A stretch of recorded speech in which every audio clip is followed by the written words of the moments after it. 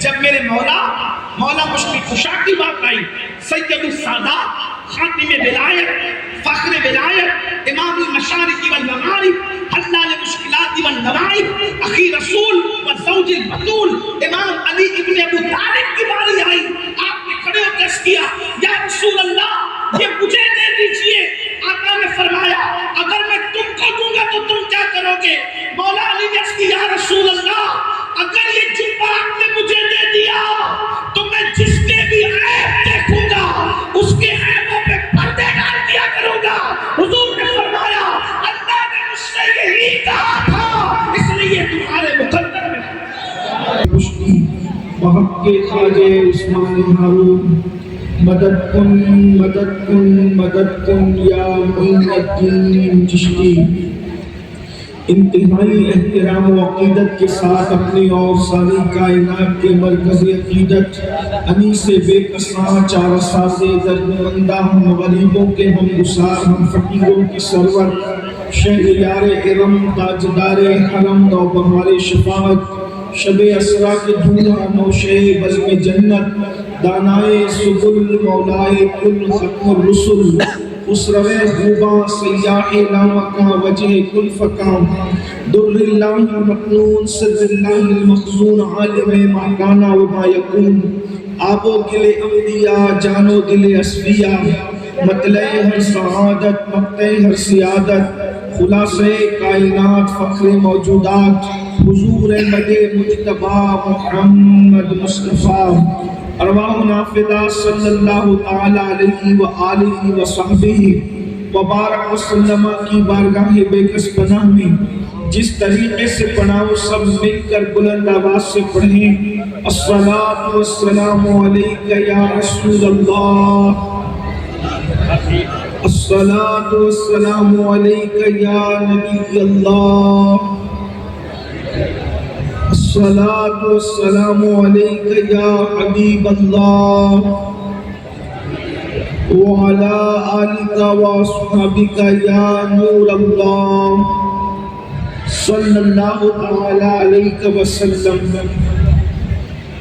وہ صبح لالا زار پھرتے ہیں تیرے دن اے بہار پھرتے ہیں جو تیرے در سے یار پھرتے ہیں در بدر یوں ہی خوار پھرتے ہیں اس گلی کا گدا ہوں میں جس میں اس گلی کا گدا ہوں میں جس میں مانگتے تاجدار پھرتے ہیں پھول کیا دیکھو میری آنکھوں میں دشت طیبہ کے خار پھرتے ہیں جان ہے جان کیا نظر آئے کیوں عدو گرد غار پھرتے ہیں لاکھوں قدسی ہے کار خدمت پر لاکھوں گردے مزار پھرتے ہیں آہ کل عیش تو کیے ہم نے آج وہ بے قرار پھرتے ہیں ہائے غافل وہ کیا جگہ ہے جہاں پانچ جاتے ہیں چار پھرتے ہیں کوئی کیوں پوچھے تیری بات رضا تجھ سے کتنے ہزار پھرتے ہیں۔ آج کی یہ محفل سید العالمین قائد المرسلین طٰہٰ و یاسین حضور احمد مجتبی محمد الرسول اللہ صلی اللہ علیہ وآلہ وسلم وبارک وسلم اور ان کے پیارے اور چہیتے بیٹے سرکار عالم پناہ وارث پاک کی بارگاہ میں خراج عقیدت پیش کرنے کے لیے اصلاح اعمال و عقائد کے حوالے سے انعقاد پذیر ہے۔ جیسا کہ آپ نے حضرت مولانا غلام وارث صاحب سے سنا کہ یہ تاریخ سرکار عالم پناہ کی چوکھٹ کے لیے دی گئی تھی، وہاں کے خطیب و امام حضرت مولانا غیاث الدین صاحب مرحوم و مغفور ان کی خدمات کے اعتراف میں یہ محفل ہونی تھی، لیکن اللہ کی مرضی کہ اس سے پہلے کہ ہم ان کی خدمت کا اعتراف کرتے اللہ رب العزت کی رحمتوں کو وہ پہنچے، اللہ تعالیٰ ان کی بے حساب مغفرت فرمائے، انہیں کروٹ کروٹ جنت کی بہاریں عطا فرمائے، ان کے درجات بلند فرمائے، ان کے اہل خانہ کو صبر جمیل اور اجر جزیل عطا فرمائے۔ وقت ماشاءاللہ کافی ہو چکا ہے، اور آپ حضرات بہت سارے خطبہ کو سن چکے ہیں اور میرے بعد بھی آپ لوگوں کو کچھ لوگوں کو سننا ہے، اس لیے اب کوئی لمبی چوڑی گفتگو کرنے کے بجائے مختصر میں اپنی گفتگو کو سمیٹنے کی سعادت حاصل کروں گا۔ جس آیہ کریمہ کی میں نے تلاوت کی ہے اس میں اللہ تبارک و تعالیٰ نے انسان کی زندگی کے مقصد کو بیان کیا ہے۔ اللہ تبارک و تعالیٰ نے انسان کو پیدا کیا، جب پیدا کیا تو پھر موت کیوں ہوئی؟ ایک سوال پیدا ہوتا ہے کہ اگر آپ نے عمارت بنائی تو آپ توڑتے کیوں ہیں؟ اگر آپ نے کوئی کام کیا تو آپ اس کو ختم کیوں کریں گے؟ عمارت توڑنے کے لیے تو نہیں بنائی جاتی، کام ختم کرنے کے لیے تو نہیں شروع کیا جاتا۔ لیکن اللہ تبارک و تعالیٰ نے زندگی بھی پیدا کی اور موت بھی پیدا کی، اور اللہ تبارک و تعالیٰ نے موت سے پہلے زندگی کا تذکرہ، اللہ نے زندگی سے پہلے موت کا تذکرہ کیا اور ارشاد فرمایا الذی خلق الموت والحیات لیبلوکم ایکم احسن عملا، کہ ہم نے موت اور زندگی کو پیدا کر کے انسان کا امتحان لیا ہے، انسان کو آزمایا ہے، انسان کو جانچنے کے لیے ہم نے موت اور زندگی پیدا کیا۔ کیوں؟ تاکہ ہم آزمائیں، جانچیں کہ تم میں کون تھوڑی سی زندگی کو پا کر اچھا عمل کرتا ہے۔ اس دنیا کے اندر اچھے عمل کے لیے آئے ہو، اس دنیا کے اندر غیبت کے لیے نہیں آئے، اس دنیا میں چغلی کے لیے نہیں آئے، اس دنیا میں فساد پھیلانے کے لیے نہیں آئے، اس دنیا میں جو ہے وہ گناہ کرنے کے لیے نہیں آئے، اس دنیا میں عیاشی کرنے کے لیے نہیں آئے، اس دنیا میں کسی کو تکلیف پہنچانے نہیں آئے۔ میرے بھائیو، اللہ ارشاد فرماتا ہے ہم تمہیں جانچے، ہم نے موت اور زندگی کو اس لیے پیدا کیا تاکہ تمہیں آزمائے، تمہیں جانچے کہ کون تھوڑی سی زندگی کو پا کر اچھا عمل کرتا ہے۔ ہم یہاں اچھے عمل کے لیے آئے ہیں، بتاؤ تو صحیح میرے بھائیوں، بتائیے کہ یہ جلسے کا ایک مقصد ہے۔ اگر اس جلسے میں آپ کو یہ کہہ کے بلایا گیا ہے کہ یہاں اللہ رسول کا ذکر ہوگا، اگر یہاں کوئی نوٹنکی کرنے لگے تو آپ کو اعتراض ہوگا کہ نہیں ہوگا کہ آپ نے اللہ رسول کے ذکر کے نام پہ بلایا، آپ یہاں نوٹنکی کرتے ہیں، آپ یہاں لطیفہ گوئی کرتے ہیں، آپ یہاں ناچ گانا کرتے ہیں۔ مطلب یہ ہے کہ ہر چیز کا ایک مقصد ہوتا ہے۔ آپ نے جب کسی مقصد کے تحت کسی کام کو کیا اور وہ مقصد پورا نہ ہوا تو لوگوں کو اعتراض ہوگا، یا بلایا کس لیے تھا اور کرتا نہیں ہے۔ اب آپ سے پوچھتا ہوں، دنیا میں آنے کا مقصد کیا تھا؟ گانے سننا تو نہیں تھا، غزلیں سننا تو نہیں تھا، آوازی کرنا تو نہیں تھا، عیاشی کرنا تو نہیں تھا، جنایت کرنا تو نہیں تھا۔ زمین کے اوپر اللہ اکبر زنا کر کے اتنے بڑے گناہ کا ارتکاب کرنے کے لیے تو نہیں آئے تھے، اس دنیا میں صرف آئے تھے نیک عمل کرنے کے لیے، عمل کے لیے آئے ہو۔ میرے بھائیوں، آپ سے پوچھنا چاہتا ہوں، صوفیاء کرام فرماتے ہیں انسان کی زندگی کے مراحل 6 ہیں، انسان 6 منزلوں سے گزرتا ہے۔ اس کو مثال کے طور پر صوفیاء فرماتے ہیں پہلی منزل ہے انسان مٹی سے خمیر تک، یعنی جب آدمی کی پہلی منزل ہے وہ مٹی سے اٹھا خمیر تک آیا، اس کے بعد باپ کی پیٹھ میں آیا، دوسری منزل ماں کے پیٹ میں آیا، تیسری منزل دنیا میں آیا، چوتھی منزل قبر میں جائے گا، پانچویں منزل اور قبر سے اٹھنے کے بعد 2 ہی منزلیں ہیں اور وہ آخری منزل ہے۔ اس کے بعد سفر ختم ہے، یا تو کوئی خوش نصیب جنت میں جائے گا یا تو کوئی کم نصیب جہنم میں جائے گا۔ اب میں آپ سے پوچھنا چاہتا ہوں، 3 مراحل گزر چکے ہیں، اب ہم چوتھی منزل میں ہیں، صرف 2 منزلیں باقی ہیں، مٹی سے خمیر تک خالص اللہ کے فضل سے، خمیر سے باپ کی پیٹ تک اللہ کے فضل سے، باپ کی پیٹ سے ماں کے پیٹ تک اللہ کے فضل سے۔ اس میں کسی کی محنت کو عمل دخل نہیں، اس میں کسی کی کاوش کو عمل دخل نہیں، خالص فضل الہی سے قدرت نے دنیا میں پہنچا دیا۔ اب اس دنیا میں آئے ہو، آگے کے سارے مراحل عمل پر ڈیپینڈ کرتے ہیں، عمل پر۔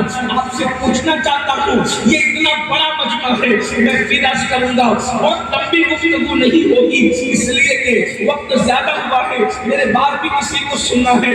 اتنا سمجھ لیجیے میرے بھائیوں مختصر میں اتنا سمجھ لیجئے، عمل کرو عمل. یہ جو تمہارے دل و دماغ کے اندر خط سوار ہے نا کہ عمل نہیں بھی کریں گے تو بھی جنت میں جائیں گے. ابھی علامہ صاحب جو ہے علم پر بہترین گفتگو کر رہے تھے اللہ کے خلیفہ کے حوالے سے، رب کے خلیفہ کے حوالے سے. آپ مجھے بتائیں اللہ اکبر، حضرت آدم کو کتنے اہتمام سے پیدا کیا. توجہ کرنا میرے بھائیوں، کتنے اہتمام سے پیدا کیا. اللہ اکبر، کائنات بنائی کن کہہ کر، زمین بنائی کن کہہ کر، آسمان بنایا کن کہہ کر، چاند بنایا کن کہہ کر، ستارے بنائے کن کہہ کر، سیارے بنائے کن کہہ کر، شفق کا جمال کن کہہ کر، افق کی سرخی کن کہہ کر، دریا کی روانی کن کہہ کر، سمندر کی طغیانی کن کہہ کر، سریا کی انجمن سجائی کن کہہ کر، سب کچھ بنایا کن کہہ کر. لیکن اللہ اکبر، جو انسان چند فٹ کا ہے اپنے خلیفہ کو کن کہہ کے نہیں بنایا. کن کہہ کے بنا سکتا تھا مگر کن کہہ کے نہیں بنایا. ارشاد ہوا ہم اسے اپنے ہاتھوں سے بنائیں گے تاکہ پتہ چلے کن کہہ کے پیدا ہونے والے کون ہیں اور قدرت کے ہاتھ سے بنائے وہ بشر کو اپنے ہاتھ سے بنایا.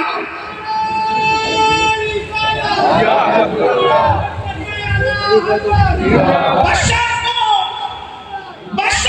اپنے ہاتھ سے بنایا. بشر کو اپنے ہاتھ سے بنایا.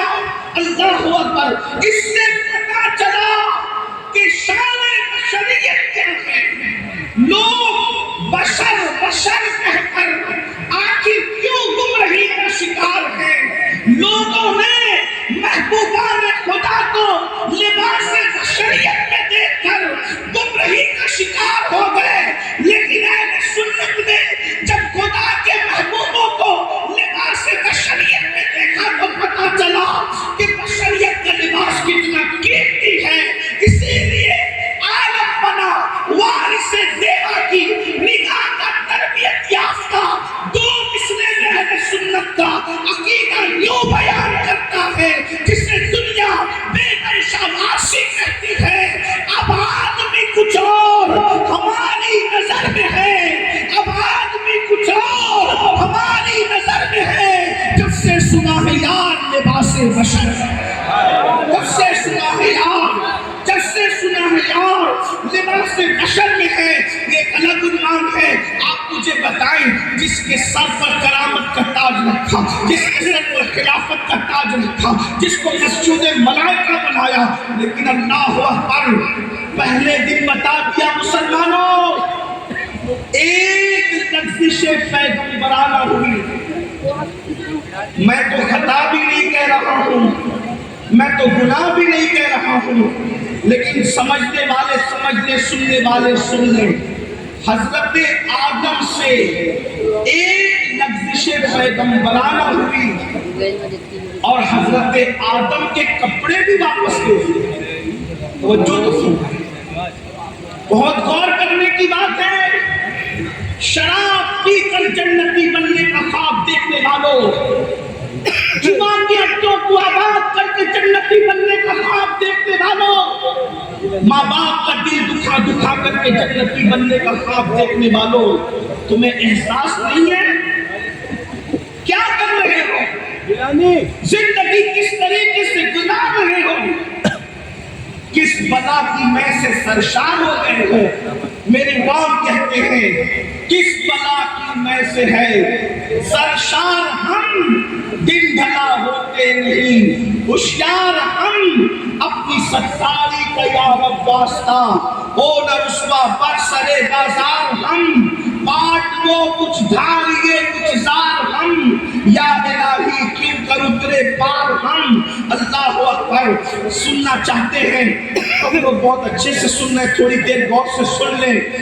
ایک لفظ پیغمبرانہ ہوئی تو حضرت آدم سے کپڑے بھی واپس لے لیے اور بغیر کپڑے کے حضرت آدم کو جنت سے باہر کر دیا.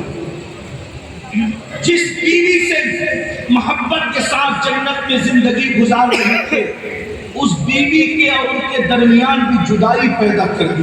تھوڑا غور کرنا، ابن عباس سے لے کر صاحب نعیمی تک، بلکہ اور بڑھانا تو ضیاء القرآن تک، بتائیں کیا ہر مفسر نے یہ بات نہیں کہی کہ ایک لفظ سے پیغمبرانہ ہوئی تو اتنا معزز انسان جس کے آگے سارے فرشتوں کو جھکا دیا، جس کے آگے سارے فرشتوں کے سر خم کروا دیے، جس کے سر پہ تاج خلافت رکھا، جس کے بارے میں بات کرنے والوں کو کہا انی عالم و ما لا تعلمون، جو میں جانتا ہوں وہ تم نہیں جانتے، آپ مجھے بتائیں تو صحیح. ایک لفظ سے پیغمبرانہ پر حضرت آدم کو جنت سے باہر کر کے زمین کو اتارا، کپڑے واپس لیے، بیوی کی ان کے درمیان جدائی پیدا کر دی.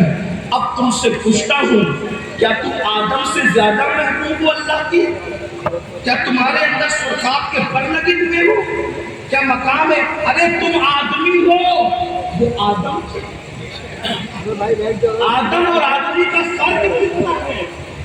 جس طریقے سے سمندر اور قطرہ برابر نہیں ہو سکتے، ویسے آدم اور آدمی برابر نہیں ہو سکتے. لیکن آدم سے توجہ کریں، غور کریں، ذرا دھیان دیں، محمود نگر والوں ذرا توجہ فرمائیں. اللہ اکبر کہ آدم سے لفظ پیغمبرانہ ہوتی ہے تو ان کو جنت سے باہر کر دیا جاتا ہے کپڑے واپس لے کر، اور آدمی کروڑوں جرائم کر کے سوچ رہا ہے کہ میں بے حساب جنت میں چلا جاؤں. آپ سے پوچھتا ہوں، آپ مجھے بتائیں کس دنیا میں رہتے ہو؟ اپنے آپ کو دھوکہ دے رہے ہو. اللہ نے عمل کے لیے بھیجا ہے. آگے کی ساری زندگی ڈیپینڈ کرتی ہے عمل پر. ایمان کے بعد عمل عمل عمل عمل. آئیے میں بات مجھے یاد آئی، آج کل آپ کے دماغ کے اندر پتہ نہیں کیا سب تو بھر دیا گیا کہ مولانا ہم سنی ہے تم جنت میں جائیں گے. میں نے کہا بالکل سنی جنت میں جائے گا، لیکن کوئی وہ سنی تو بنے جو سنی رسول اللہ بنانے ہیں. ہم مسلمان ہیں جنت میں، لیکن میں نے کہا وہ مسلمان تو بنو جو مسلمان بنانے رسول اللہ تشریف لائے تھے. کیا وہ اسلام اور وہ مسلمانیت ہمارے پاس ہیں جو اللہ کے رسول دینے کے لیے آئے تھے؟ حضور جیسا مسلمان بنانے آئے تھے، اس مسلمان کے دل میں کوئی حسد تو نہیں تھا، اس مسلمان کے دل میں کوئی بغض تو نہیں تھا، وہ مسلمان بے نمازی تو نہیں تھا، وہ مسلمان جواری تو نہیں تھا، وہ مسلمان شرابی تو نہیں تھا، وہ مسلمان سود خور تو نہیں تھا. حضور جو مسلمان بنانے آئے تھے ان مسلمانوں کی شان یہ تھی، جیسے مفکر کو کہنا پڑا کہ دیوان دار عشق محمد کو دیکھ کر گھبرا گئی ہے گردش دورہ کبھی کبھی، اور گردن میں ہاتھ ڈالے گئے ماحول نجوم نے گزرا ہے ان حدوں سے مسلمان کبھی کبھی. ان مسلمان کی شان کیا ہے؟ اللہ اکبر. تو یاد رکھیے عمل کی ضرورت ہے. عمل آج ہم عمل نہیں کریں، ہوتا ہے عمل کے معاملے میں. آپ کہیں گے بغیر عمل کے کیا جنت نہیں مل سکتی؟ میں نے کہا آئیے ذرا رسول اللہ کے گھر والوں کی بات کریں. ایک بہت بڑا نام ہے حضرت خواجہ بندہ نواز کے سدراج، بہت بڑے بزرگ ہیں سلسلہ چشتیہ کے. ان کے ملفوظات میں انہوں نے ایک واقعہ بیان سنا. دیکھیے رسول اللہ کے گھر کی بات جب ان کے گھر والے کرتے ہیں تو اس کا لطف کچھ الگ ہی ہے. حضرت خواجہ بندہ نواز بخش فرماتے ہیں کہ حضرت امام حسن البصری حج کے لیے تشریف لے گئے. بہت دھیان سے سننے کی بات ہے، کوئی نعرے کی ضرورت نہیں، کوئی داد و فریاد کی ضرورت نہیں، نذرانہ یہاں بھی لا کے دینے کی ضرورت نہیں، وہیں بیٹھے بیٹھے رکھیے نذرانہ موصول کر لیں گے. اس کا آسان سا طریقہ یہ ہے نذرانہ دینے کا.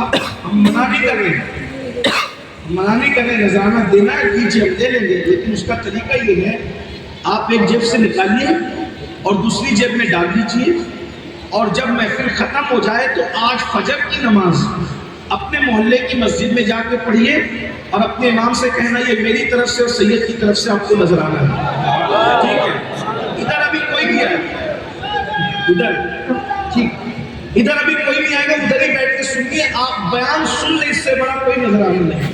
ٹھیک ہے؟ اتنی بات آپ توجہ طلب دیں، دھیان سے سنیے، اچھے سے سن لیجیے. امام حسن البصری، یہ حسن بصری کون ہے؟ ام المومنین حضرت ام سلمہ کی گود میں پلنے والے شہزادے کو حسن بصری کہتے ہیں۔ مولا علی کے 4 خلیفہ ہیں، مولا مشکل کشا کے 4 خلیفہ ہیں، قمیل ابن زیاد، امام حسن، امام حسین اور حسن البصری، 4 خلیفہ۔ 2 خلفاء سے سلسلہ چلا، 2 سے سلسلہ رک گیا۔ امام حسن سے اور قمیل ابن زیاد سے سلسلہ آگے نہیں بڑھا، امام حسین سے اور امام حسن بصری سے سارے سلسلے چلے۔ امام حسن بصری وہ ہیں کہ رسول اللہ معراج سے جو جبہ پہن کر کے تشریف لائے تھے، اس جبے کو حضور نے مولا علی کو دیا تھا، اور مولا علی کو بھی کس شرط میں دیا تھا، اس کو بھی سنیں۔ بہت پیاری سی بات آ گئی تو عرض کر رہا ہوں، ایک بہت خوبصورت سی بات آ گئی تو عرض کر رہا ہوں۔ جب حضور معراج سے واپس لوٹے تو حضور علیہ السلام نے اللہ سے عرض کی، مولا یہ جو لباس ہے میرا جبہ، یہ میں کس کو دوں؟ تو اللہ نے فرمایا میں تمہیں ایک جملہ کہتا ہوں، یہ جملہ جو صحابی کہے گا اس کو دے دو۔ حضور واپس آئے، ہر صحابی یہ چاہتے تھے کہ یہ جبہ مجھے ملے۔ رسول اللہ نے فرمایا کہ اگر میں تمہیں دوں تو تم کیا کرو گے؟ تو افضل البشر بعد الانبیاء سیدنا صدیق اکبر، یہ جو میں روایت پڑھ رہا ہوں کہاں سے پڑھ رہا ہوں؟ اس روایت کو میں پڑھ رہا ہوں حضرت محبوب الہی سلطان المشائخ خواجہ نظام الدین اولیاء کی ملفوظات سے۔ اب آپ کو اطمینان ہونا چاہیے کہ میں کہاں سے پڑھ رہا ہوں، بہت خوبصورت سی بات ہے۔ آپ کو احساس ہوگا کہ اعمال کی کیا اہمیت ہے، عمل کی کیا اہمیت ہے۔ افضل البشر بعد الانبیاء سیدنا صدیق اکبر، انہوں نے کہا یا رسول اللہ یہ جبہ مجھے دے دیں۔ آقا نے کہا تمہیں دوں گا تو تم کیا کرو گے؟ انہوں نے اس کی یا رسول اللہ اگر آپ نے مجھے دے دیا تو میں صداقت کو اختیار کروں گا اور صداقت کو عام کروں گا۔ آقا نے کہا بہت بڑا عمل ہے صداقت، لیکن یہ تمہارے حصے میں نہیں ہے۔ سیدنا فاروق اعظم کھڑے ہوئے، حضور مجھے دے دیں، آپ کیا کریں گے عمر؟ اس کی حضور میں عدالت کو اختیار کروں گا اور عدالت کو عام کروں گا۔ کہا عمر یہ عمل بھی بہت بڑا ہے مگر تمہارے حصے میں نہیں۔ عثمان ذوالنورین کھڑے ہوئے، اس کی حضور مجھے دے دیں، میں سخاوت کروں گا۔ حضور نے فرمایا یہ بھی عمل بہت بڑا ہے مگر تمہارے حصے میں نہیں۔ جب میرے مولا مشکل کشا کی بات آئی، سید السادات، خاتم ولایت، فخر ولایت، امام المشارق والمغارب، حلال مشکلات والنوائب، اخی رسول والزوج البتول، امام علی ابن ابو طالب کی باری آئی، آپ نے کھڑے ہو کے کیا یا رسول اللہ یہ مجھے دے دیجئے۔ آقا نے فرمایا اگر میں تم کو دوں گا تو تم کیا کرو گے؟ مولا علی نے کہا یا رسول اللہ اگر یہ جبہ آپ نے مجھے دے دیا تو میں جس کے بھی عیب دیکھوں گا اس کے عیبوں پہ پردے ڈال دیا کروں گا۔ حضور نے فرمایا اللہ نے مجھ سے یہی کہا تھا اس لیے تمہارے مقدر میں، اور پھر وہ جبہ معراج والا رسول اللہ کا دیا ہوا مولا کائنات نے جب کسی کو دینا چاہا امام حسن البصری کو تھا۔ اب آپ سوچ سکتے ہیں امام حسن بصری کا مرتبہ کتنا بڑا ہے۔ امام حسن بصری کے بارے میں مولا مشکل کشا کہا کرتے تھے جہاں حسن بصری موجود ہو وہاں میں کسی کو خطاب کرنے کی اجازت نہیں دیتا۔ فرمایا بصرہ کے سارے ممبر اٹھا دیے جائیں، حسن بصری کے ممبر کے سوا کسی کا ممبر نہیں لگے گا۔ یہ امام حسن البصری ہے۔ وہ فرماتے ہیں میں حج کو گیا، جب حج کو گیا تو میں نے دیکھا کہ کعبے کی چھت پر سے کسی کے رونے کی آواز، غور کر بات یہی ہے، خدا جانے ہم نے کیا سبق پڑھا۔ حسن بصری کہتے کعبے کی چھت سے کسی کے رونے کی آواز آتی ہے اور آنسو حتیم میں ٹپک رہے ہیں۔ ہر ایک کو کعبے کی چھت پہ جانے کی اجازت نہ تھی۔ امام حسن البصری کہتے ہیں کہ وہ آواز پر جب میں نے توجہ کی تو وہ اس طرح ترتیب پا رہے تھے، آواز کیا آ رہی تھی ذرا سنیے۔ وہ آواز آ رہی تھی یا اللہ تو قیامت میں مجھ سے کیا پوچھے گا اور میں تجھے کیا جواب دوں گا؟ مولا محشر میں تو مجھے رسوا مت کرنا، مولا مجھے محشر میں رسوا مت کرنا، میں تیری عدالت میں کھڑے ہو کر تجھے کیا جواب دوں گا؟ مولا میری مغفرت ہوگی بھی کہ نہیں ہوگی؟ مولا میرے اعمال ایسے نہیں، اور کہے جا رہا ہے، روئے جا رہا ہے، کہے جا رہا ہے، روئے جا رہا ہے۔ امام حسن البصری کہتے ہیں ارے یہ رونے والا کتنا اللہ سے ڈرتا ہے۔ اللہ سے ڈرنے کے لیے بھی ہمیں حکم ہے کہ اتنا ڈرو کہ نا امید نہ ہو جائے، یعنی اللہ سے ڈرنے کے لیے بھی ہمیں حد مقرر کی گئی ہے کہ اتنا مت ڈرو کہ نا امید ہو جاؤ، یہ جائز نہیں ہے۔ ڈرو لیکن نا امید نہیں، اس لیے کہ ایمان صرف خوف کا نام نہیں ہے، اور ایمان صرف امید کا نام نہیں ہے۔ الایمان بین الخوف والرجاء، ایمان خوف اور امید کی درمیانی کیفیت کا نام ہے۔ اس سے ڈرو بھی اور اس سے امید بھی رکھو۔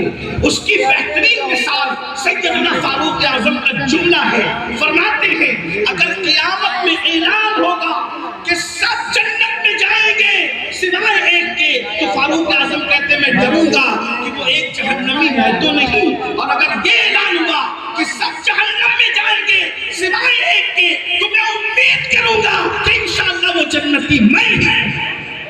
یہ امید اور خوف کے درمیان کی کیفیت کا نام ایمان ہے۔ تو امام حسن بصری کہتے ہیں یہ اتنا کیوں رو رہا ہے؟ شاید کسی دیہاتی وائز نے اس کو زیادہ ڈرا دیا ہے، اور ڈرانے کی وجہ سے یہ زیادہ ڈر گیا ہے۔ اللہ کرے اس کا رونا بند ہو، یہ زمین پر آئے تو میں اس کو سمجھاؤں، اس کو بتاؤں کہ اللہ کے بندے اتنا نہیں ڈرتے، کچھ امید بھی رکھتے ہیں۔ لیکن امام حسن بصری کہتے ہیں جب وہ رونے والا رو کر کعبے کی چھت سے نیچے اترا اور میرے سامنے آیا تو میرے پیروں کے نیچے سے زمین کھسک گئی۔ میں اس کی کیا اصلاح کر سکتا تھا؟ میں تو حیران رہ گیا، اب میں کیا کہوں؟ کیونکہ وہ رونے والا کون تھا؟ حضرت بندہ نواز اپنے ملفوظات میں فرما رہے، میں وہاں سے پڑھ رہا ہوں، الگ الگ نام آئے ہیں لیکن بندہ نواز نے جو نام لیا ہے میں وہ نام لے رہا ہوں۔ اب ذرا غور سے سننا، محمود آباد اور گرد نواز سے آنے والوں توجہ کرنا۔ اللہ اکبر! امام حسن البصری کہتے ہیں جو قیامت کو یاد کر کے، اللہ کے عذاب کو یاد کر کے، خدا کے عذاب کو یاد کر کے، جہنم کے دہتے ہوئے شعلوں کو یاد کر کے آنسو بہا کر حدیث کے اندر اپنے آنسوؤں کو نچھاور کر رہا تھا، وہ کوئی اور نہیں تھا۔ وہ کون تھا؟ اسی شہزادے کو، اسی بادشاہ کو دنیا امام حسن مجتبی کے نام سے جانتی ہے۔ وہ امام حسن سے امام حسن یاد رکھو، محمود آباد والوں، گرد نواز سے آنے والوں، حسن کون ہے؟ امام حسن کون ہے؟ سن لو، حسن وہ ہے جسے امام حسین کا مخدوم اور مرشد ہونے کا شرف حاصل ہے، اس کو دنیا حسن ابن علی کہتی ہے۔ جب امام حسن حج کے لیے جایا کرتے تھے تو ان کے پیچھے پیچھے خدمت میں جو خادم بن کے چلا کرتا تھا، دنیا اسے امام حسین کہتی ہے۔ جس کا خادم اتنا بڑا ہو، اس مخدوم امام حسن کا مرتبہ کیا ہوگا؟ اندازہ فرمائے وہ امام حسن مجتبی رو رہے ہیں جہنم کو یاد کر کے، وہ امام حسن رو رہے ہیں میدان محشر کو یاد کر کے، وہ امام حسن رو رہے ہیں اپنی مغفرت کے لیے۔ اب امام حسن بصری کہتے ہیں شہزادے اتنا تو نہیں رونا چاہیے۔ اب ذرا غور کیجیے، آپ کے نانا شفیع المذنبین ہیں، پیر و مرشد نہیں صرف، نانا شفیع المذنبین ہے۔ آپ کے ابا تو ایسے ہیں کہ علی جب تک کسی کو چٹھی نہیں دیں گے کوئی پلسرات سے سلامتی سے گزر بھی نہیں سکتے۔ آپ کے ابا تو وہ ہے، اور آپ کی امی تو وہ ہے بادشاہ کہ جب میدان محشر میں سب نفسی نفسی کریں گے تو شہزادے تیری امی جب پلسرات سے گزرے گی تو اعلان ہوگا، محشر والو اپنی گردنوں کو جھکا لو، آنکھوں کو بند کر لو، فاطمہ بنت محمد پلسرات سے گزر۔